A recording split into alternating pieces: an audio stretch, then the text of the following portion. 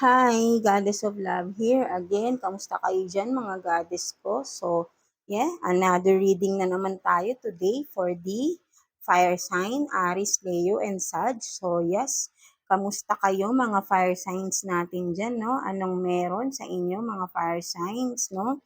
So, yeah, tignan natin. Let's see. Universe, please. Holy Spirit, kamusta po ang ating mga fire signs right now? Aries, Leo, and Sag, anong meron po sa kanila ngayon? No?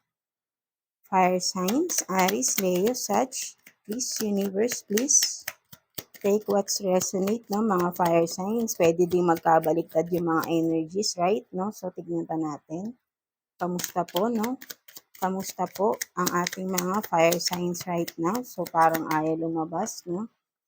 So, tignan na lang natin ito, no? Mas parang nararamdaman ko ito, card na to sa ating fire signs.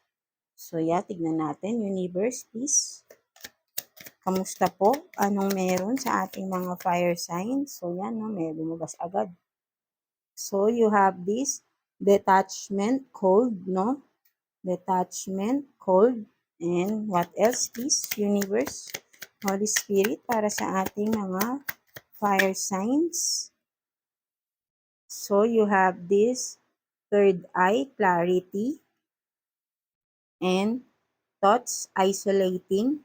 So, yan, no? Parang may magulo ang isip dito na fire sign, no? For some of you, no? So, tignan nga natin yan.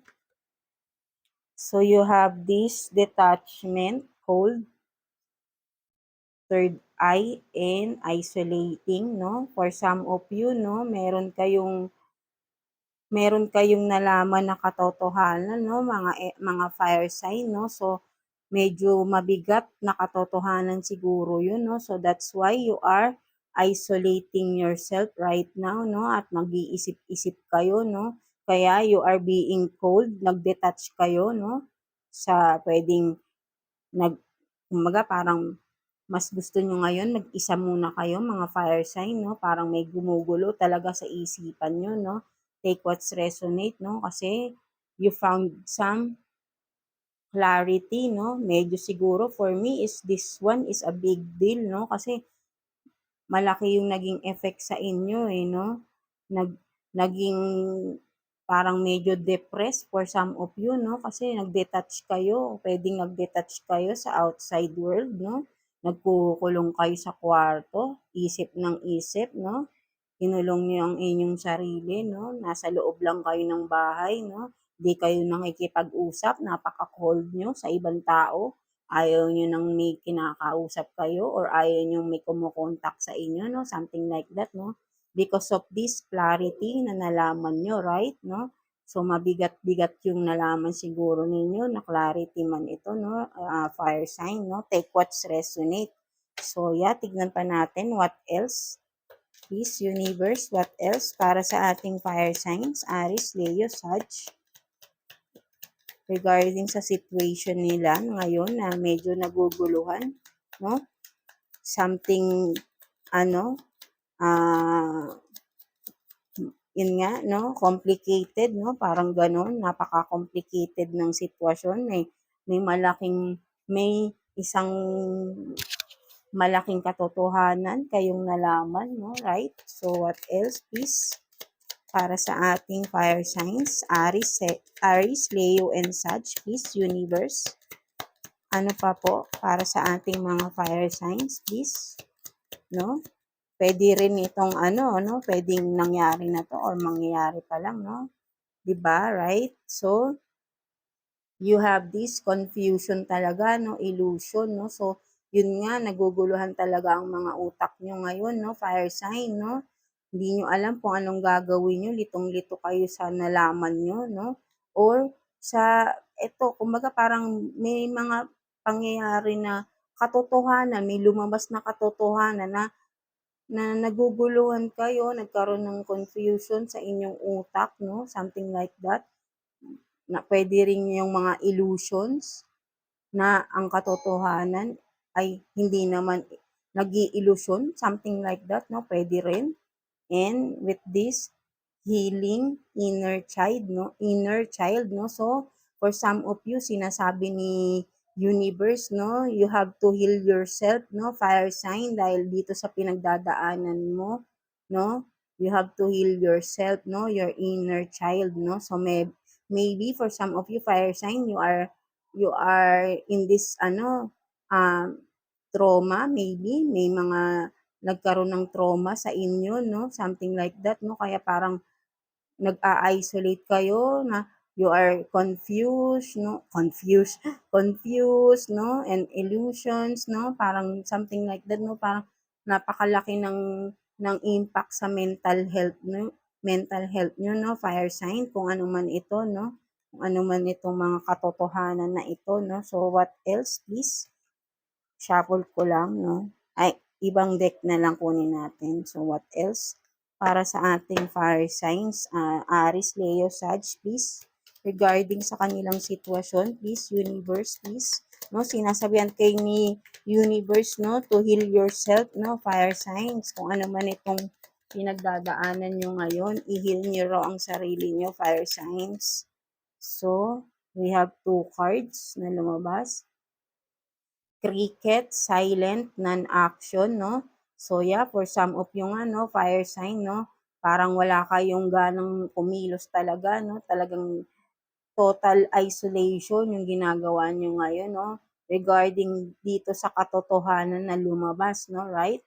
No? And what else, 'di ba? Meron talaga kayong katotohanan, and right now you are you are having realization regarding that, no? Awareness, finding out, coming to light, no? So, yun nga, no? Meron talaga kayong nalaman na katotohanan. At ayun yung nag-cause sa inyo ng confusion, no? Parang napakalaking news, pwedeng gano'n, napakalaking word for you, kung ano man ito, napakalaking bagay nung clarity, nung realization na nangyayari sa'yo, no? Maybe for some of you, fire sign, no? Kaya ka may confusion, 'di ba? Kung makikita mo dito, may salamin. Parang siguro for some of you, no, you are before nasa mga illusion kayo, no? Parang siguro may mga nagagawa kayong mali before dati, no? But then you come to realization, no, na na-aware ka na dun sa illusions na ginagawa mo. Right now, maybe nagkakaroon ka ng realization na mali pala yung mga ginagawa mo, no? Something like that, no? Nagkakaroon ka na ng awareness, no? Kumbaga, dati kasi hindi mo pinapansin eh, 'di ba? Kumbaga, para sa'yo is maybe parang kasi 'pag illusion, kumbaga puwedeng sabihin natin ito puwedeng may ginagawa ka na mga bagay, kumbaga puro illusions, kumbaga yung bang kung ano yung bigla mo lang naiisip, 'di ba, gagawin mo, na kahit alam mong mali pero para sa'yo tama yun, yung parang gano'n, yung parang napaka-stubborn mo, 'no, something like that, 'no. But then, yun na nga, you come to this realization na nagkaroon ka na ng awareness, finding out, 'no, yung illusion na yun, 'no, kung ano man 'tong illusions na nangyari sa'yo before, 'no, and now you are coming to light, 'no. Kumbaga parang dito na-realize mo na mali pala yung mga ginagawa mo dati, 'no, something like that. Kaya sinasabi sa'yo ni universe to heal yourself, 'no, heal yourself from those kung ano man itong mga maling nagawa mo before, 'no. Parang binibigyan ka ng chance dito ni universe na baguhin mo yung sarili mo, heal yourself, 'no, right, 'no. So ayun yung nakikita ko dito. So what else please para sa ating fire signs? Aries, Leo, Sag, please. What else? Universe, Holy Spirit, para sa ating fire signs na kailangan ng healing, no? What else, please? Para sa ating fire signs. Aries, Leo, Sag, please, Universe, no? Parang ayun nga, no? So, tignan na lang natin ito. Maybe ito yung gusto kong gamitin, no? Tignan natin. What else para sa fire signs na kailangan ng healing, please, universe? What else? No? Diba? May lumabas. Napipipi ang ating cards. So, kasi this one is naka-reverse no? So, 5 of Cups in reverse. I mean, 5 of Pentacles in reverse. So, yun nga, no? You are isolating yourself, no? Maybe, parang ayaw mong, alam mo na yung katotohanan, fire sign. Alam mo na yung mga nare-realize mo na rin yung mga pagkakamali mo. But then you are still afraid to face those, no? Kung ano man, kaya parang nagtatago ka pa rin. You are in your comfort zone. Ayaw mong harapin ano man itong mga clarity na to na lumabas, itong mga something truth na lumabas, right, no? So parang ayaw mo siyang harapin sa ngayon, kaya ina-isolate mo yung sarili mo, no? But then, you are coming into this realization na ikaw talaga yung mali, fire sign, no? Parang nakikita ko rito. Talagang alam mo rin sa sarili mo, ikaw yung mali, no? So, and you have this Six of Cups in reverse, no? So, yun nga, no? You are still holding to that past situation na mga nagawa mo, no? Kumbaga parang ito nga, no? You are still holding back, no? Parang, yun nga, yung na-stuck ka pa rin dun sa past, no? Kung ano man itong mga ginawa mo sa past, no? Kumbaga parang iniisip mo siya, but then, gusto mo nang baguhin yung sarili mo, hindi mo lang alam kung paano. Parang ganun yung nakikita ko sa'yo. So, parang, kaya sinasabi sa'yo dito ni universe to heal yourself, no? Paano ba i-heal ang self mo kung ano man itong gusto mong baguhin, right? Harapin mo, fire sign, para magbago ka. Harapin mo kung ano yung mga pagkakamaling ginawa mo kasi hindi natin pwedeng takasan yan, talikuran ng habang buhay yan kasi kumbaga hahantingin at hahantingin ka ng mga pagkakamali mo sa past eh. Kaya gumugulo pa rin siya sa isip mo eh, right? Maybe for some of you, kung ano man yung mga ginawa nyo ng mali, is still hindi ka makausad eh, naaapektuhan ka. Maybe your emotional, your mental, di ba? And pwede rin ang mga tao sa paligid mo naaapektuhan kasi may tinatakasan ka, may tinakasan kang sitwasyon sa past. But then, nagkaroon ng clarity, no? For some of you, maybe nalaman na itong ginawa mo sa past. Kaya parang ngayon nahihiya ka. You are isolating yourself, no? Tinatakasan mo yung katotohanan, no? But then, kaya mo siyang harapin. Kung gusto mong mag-heal, fire sign, Aries, Leo, and Sag, no? Harapin mo yung ginawa mo sa past para matapos. Kasi hindi natin matatapos ang isang bagay, ang isang problema kung hindi natin to haharapin. Tatalikuran na lang natin basta-basta. Kasi consequence yan in the future, right? Kung ano man yung ginawa mo sa past, babalik yan sa future mo right now. Maybe right now, eto nga nagkakaroon ka ng anxiety, depression, di ba? Kinukulong mo yung sarili mo dahil bumabalik eh. Maybe may nagtitrigger sa'yo. Kung ano man yung ginawa mo sa past, maybe kung may iniwan ka sa past, may ginawa ka something sa isang tao sa past, ngayon yung past na person na yun bumabalik, ginugulo ka. Pwedeng ganun, di ba? Right? Kasi may ginawa ka sa kanya sa past eh. Right? May ginawa kang hindi maganda. Tinago mo, but then lumabas din ang katotohanan, no? Dahil wala naman lihim na hindi nabubunyag eh, right? No? So, ang dapat mong gawin para ma-solve mo ito is wag kang magpa-stuck, wag mong takasan. Kumbaga ito yun 'no, pintuan. May susi ka diyan 'no. Buksan mo, harapin mo yung pass mo sa kabilang pintuan 'no. Wag mong talikuran, fire sign. Kasi hindi mo yan matatalikuran habang buhay. Kung ano man yan, right? Kailangan mo siyang harapin para mag-heal ka, fire sign, no? So, Tignan natin anong advice or message sa'yo ni Universe, Fire Signs, Aries, Leo, Sag, regarding dyan sa sitwasyon mo, no?